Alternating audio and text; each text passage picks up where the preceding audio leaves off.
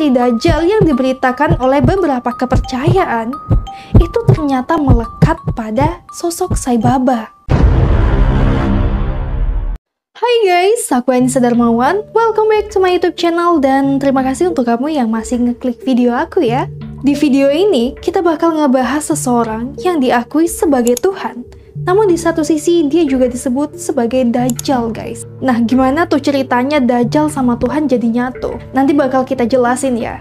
By the way, siapa dia? Dia adalah Satya Sai Baba. Mungkin beberapa dari kalian pernah ngedenger nama inilah ya. Jadi Sai Baba ini merupakan seorang guru yang mengabdikan hidupnya untuk memperbaiki moralitas manusia. Secara garis besar, Sai Baba ini nggak mendoktrin satu kepercayaan ataupun mengklaim dia memiliki kepercayaan tersendiri. Ia menganggap bahwa semua agama itu baik dan tujuan dia berdakwah adalah untuk mengimplementasikan nilai-nilai kebaikan dalam setiap kepercayaan. Sebenarnya sih bagus ya visi misinya. Nah, tapi permasalahannya di dalam perjalanan dakwahnya si Sai Baba ini, ia dipenuhi dengan berbagai kontroversi. Nah, selain dari menyerukan kebaikan, Sai Baba ini juga bisa melakukan hal-hal yang dirasa ini di luar dari nalarnya manusia.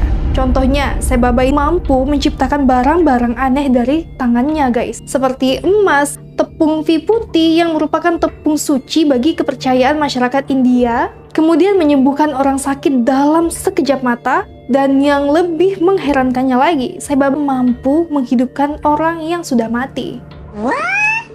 Nah, perihal kemampuannya ini, orang-orang terbagi menjadi 3 kelompok nih guys. Nah, kelompok yang pertama, ini kelompok pengikutnya Sai Baba sendiri. Mereka menganggap bahwa kemampuan yang dimiliki Sai Baba ini merupakan sebuah mukjizat dari Tuhan. Bahkan, beberapa pengikut fanatiknya Sai Baba menganggap bahwa wujud Tuhan itu ialah Sai Baba itu sendiri guys. Nah, yang kedua ini adalah orang-orang yang berpikiran secara logika. Mereka menganggap kemampuan Sai Baba ini nggak lebih dari ilusi aja guys. Jadi ya semacam pertunjukan sulap gitulah. Nah, yang ketiga ini nih, banyak juga orang yang menganggap bahwa Sai Baba merupakan jelmaan dari Dajjal. Kenapa sampai bisa ada perspektif seperti ini? Kita tahu ya bahwa di beberapa kepercayaan termasuk agama Islam itu sudah mengabarkan akan datangnya Dajjal ketika nanti di akhir zaman. Nah, keluarnya kabar ini tentu disertai dengan ciri-cirinya. Ciri-ciri Dajjal yang diberitakan oleh beberapa kepercayaan itu ternyata melekat pada sosok Sai Baba. Nah, daripada intronya makin kepanjangan, langsung aja yuk kita bakal bahas gimana sih kehidupan dari Sai Baba ini. Check it out. Satya Narayana Raju atau yang biasa dikenal dengan Sai Baba lahir di Puttaparthi 23 November 1926. Ibunya bernama Eswarama dan ayahnya bernama Veda Kemkamaraju. Kehidupan masa kecil dari Sai Baba ini bisa dibilang gak berbeda banyak nih dari anak-anak seusianya.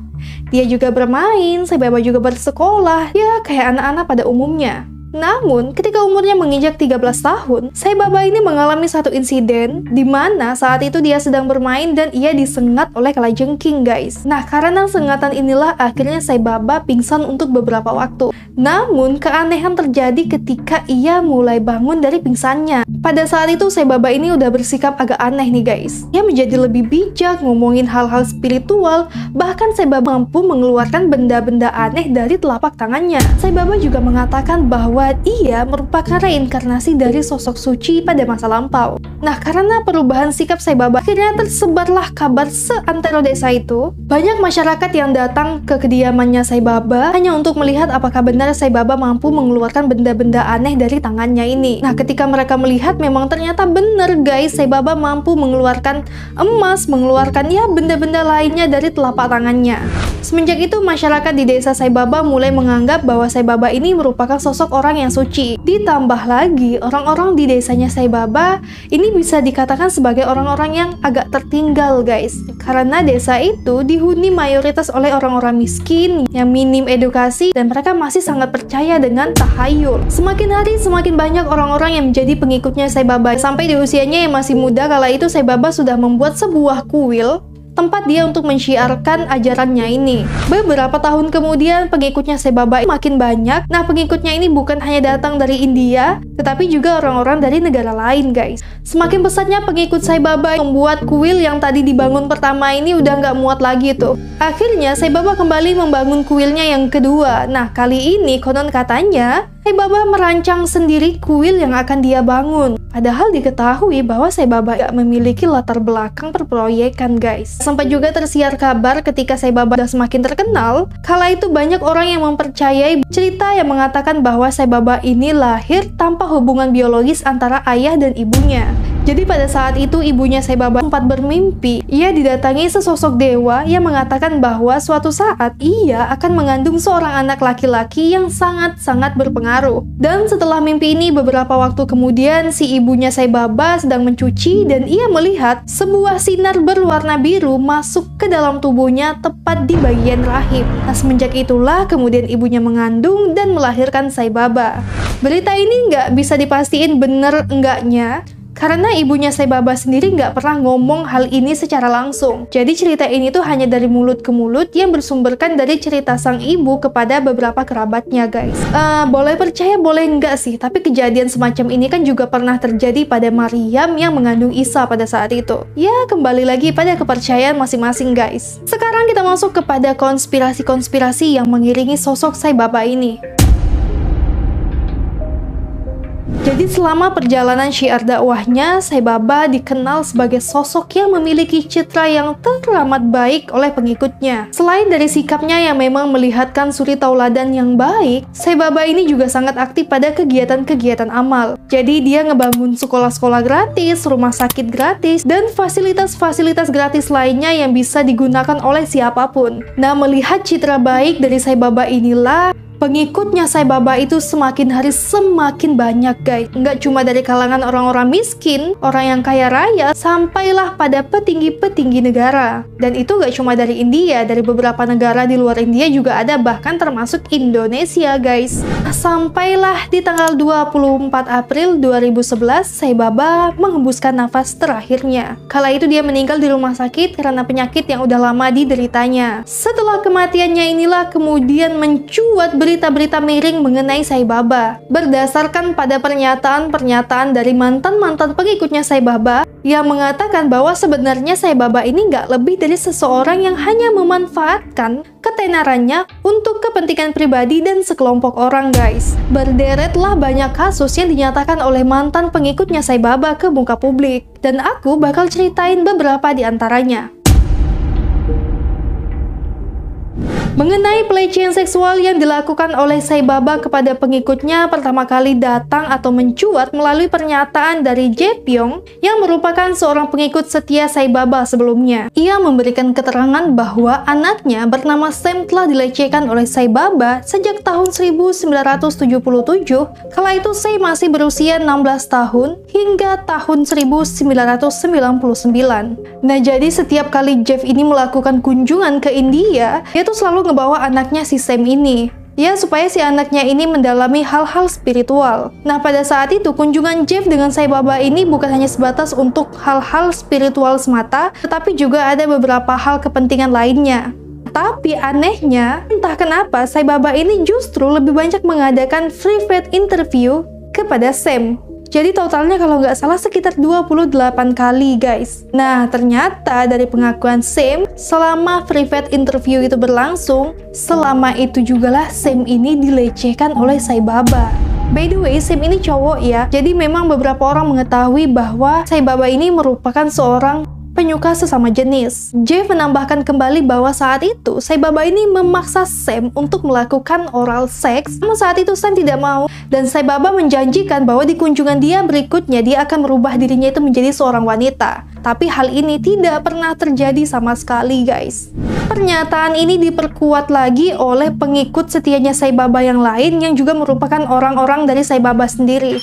Ia mengatakan bahwa di rentang tahun 1992 sampai 1995, dia memang mendengar bahkan melihat dengan mata kepalanya sendiri Sai Baba ini melakukan kegiatan pedofilia kepada beberapa pengikutnya. Namun karena pada saat itu si orangnya Sai Baba ini nggak mau buat speak up, jadi dia cuma diem-diem aja. Apakah cuma sampai di situ? Enggak. Ternyata ada banyak banget kasus-kasus pelecehan seksual yang telah dilakukan oleh Sai Baba kepada pengikutnya. Ada banyak banget, jadi aku nggak mungkin bisa ceritain satu persatu ke kalian. Kalian bisa cari sendiri nanti di Google, itu ada banyak banget. Nah, ini yang terakhir datang dari James Sethi. Dia mengatakan bahwa ketika kunjungannya untuk bertemu Sai Baba, James ini sedang mencium kaki Sai Baba, namun pada saat itu Sai Baba mengangkat kepalanya James dan mengarahkannya kepada area sensitifnya Sai Baba.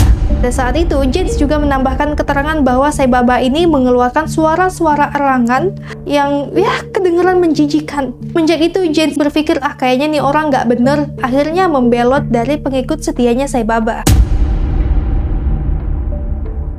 Konspirasi kedua ini terkait dengan tewasnya 4 orang pemuda yang merupakan pengikut setia Sai Baba. Jadi pada saat itu media dihebohkan dengan kematian 4 orang pemuda yang merupakan pengikut Sai Baba yang ditembak mati di tempat oleh kepolisian. Menurut keterangan kepolisian mengatakan bahwa keempat pemuda ini hendak melakukan penyerangan kepada Sai Baba dengan sebilah pisau. Nah, kita tahu lah ya, orang-orang besar kayak gitu pastinya banyak memiliki ajudan-ajudan di belakangnya, termasuk para kepolisian. Keempat pemuda ini hendak menyerang Sai Baba dan kepolisian langsung melumpuhkan dengan cara menembak mati mereka di sana. Pada saat itu, publik sangat menyayangkan aksi yang dilakukan oleh kepolisian ini. Keempat korban yang tewas ini merupakan pemuda yang masih berusia sangat muda, yang rasanya untuk kepolisian itu bisalah mereka melumpuhkan pemuda ini tanpa harus menembak mati. Nah, karena hal ini pula lah, pihak-pihak yang kontra dengan Sai Baba berasumsi bahwa hal ini merupakan rencana dari Sai Baba sendiri. Jadi keempat pemuda ini diduga mengetahui rahasia-rahasia bejat Sai Baba, dan karena Sai Baba takut rahasianya ini bakal dibongkar oleh keempat orang ini tadi,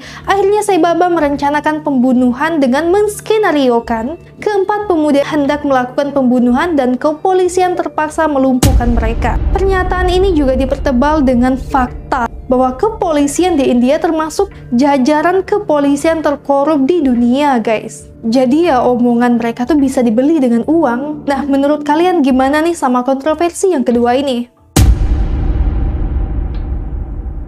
Kontroversi yang ketiga ini seperti yang udah aku jelasin di awal, bahwa pengikutnya Sai Baba ini bukan cuma dari kalangan masyarakat, tetapi juga sampai influencer, orang-orang yang sangat penting di India. Namun justru di masa-masa keemasannya Sai Baba, India mengalami kemunduran dalam bidang sains dan teknologi, guys. Pada saat itu, masyarakat India lebih banyak tertarik dengan hal-hal spiritual ataupun tahayul-tahayul yang diajarkan oleh si Sai Baba. Nah, menurut di beberapa kalangan, keadaan semacam ini justru dimanfaatkan oleh sekelompok orang untuk kepentingan mereka. Jadi bagi orang-orang yang kontra dengan Sai Baba menganggap bahwa sosok Sai Baba ini hanyalah orang yang memanfaatkan ketenarannya demi kepentingan pribadi, dan dia bersekutu dengan para pejabat-pejabat di sana untuk melakukan money laundry, guys. Jadi ya, dari organisasi yang udah dibangun oleh Sai Baba ini meraup banyak keuntungan yang menguntungkan dirinya sendiri. Nah, karena hal ini jugalah Sai Baba membangun fasilitas-fasilitas umum yang boleh digunakan oleh siapapun untuk menyeimbangkan kejahatan yang ia lakukan di balik itu. Ya, jadi kayak semacam mafia yang ngelakuin satu kejahatan, terus mereka juga ngebangun fasilitas umum atau berbuat amal untuk membalanskan kejahatan yang mereka lakukan. Tapi balik lagi, pernyataan-pernyataan ini tuh nggak ada yang terbukti secara nyata. Selain karena memang tidak pernah diusut, pemerintahan di India juga sepertinya enggan untuk mengungkap kebenaran sesungguhnya. Nah, apakah sikap diamnya pemerintah India merupakan indikasi dari pernyataan-pernyataan yang udah disampaikan sebelumnya tentang kasus-kasus yang dilakukan oleh Sai Baba merupakan hal yang benar? Silahkan kalian simpulkan sendiri ya, guys. Nah, itu tadi seputar kehidupan dan konspirasi-konspirasi yang mengiringi kehidupan sosok Sai Baba yang sangat berpengaruh di India, bahkan di beberapa negara dari belahan dunia. Kalau kalian suka dengan channel aku, jangan lupa klik like dan tombol subscribe-nya ya. Aku Anissa, terima kasih udah menonton dan sampai bertemu di video selanjutnya. Bye!